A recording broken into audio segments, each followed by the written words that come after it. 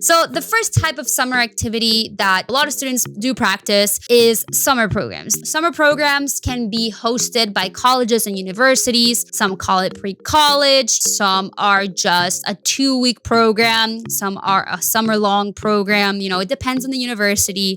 And there are hundreds and hundreds of programs that colleges and universities across the country host for students. So, for example, MIT does a Future Entrepreneurs. They do an entrepreneurship program for high school students, for teenagers. So this is not for college students. Harvard does a pre-college program and a secondary school program.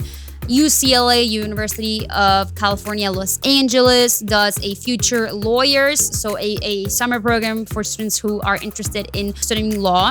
And UPenn, the University of Pennsylvania, has a coding boot camp. So, as you can see, these are only 4 of hundreds of summer programs that a lot of colleges have available for high school students or students who are not yet undergraduate students, right? We actually got asked earlier in our Spanish live stream if these are free programs or do these cost money. Depending on the school, most of the cases, these summer programs are going to cost some money. But on the bright side, there are a lot of summer programs that have scholarships. Not everyone will get accepted to these summer programs, by the way. These are, there are application processes that the high school students who want to attend to these programs are going to have to go through, like writing an essay, submitting an application, answering questions. And this is going to help students, better prepare for the college application process.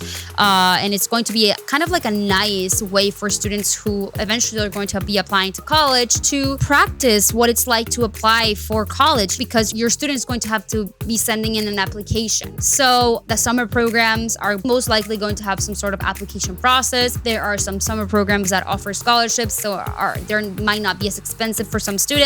Some students are not going to be eligible for scholarships or are not going to win a scholarship, so they might have to pay money for this. So these are all things to keep in mind and consider. If you want to go to a specific college, let's say you want to go to Stanford, Harvard, or the University of Texas at Austin, and you do a summer program in Stanford, or you do it in a community college or a state college, that doesn't mean that you're not going to get accepted. Or if you want to go to Stanford and you do a summer program in Stanford, that doesn't mean that you're going to be for sure getting accepted as an undergrad in Stanford. It's not only the summer program, right? The summer program is kind of like a topping when you have an ice cream, is adding to the ice cream, right?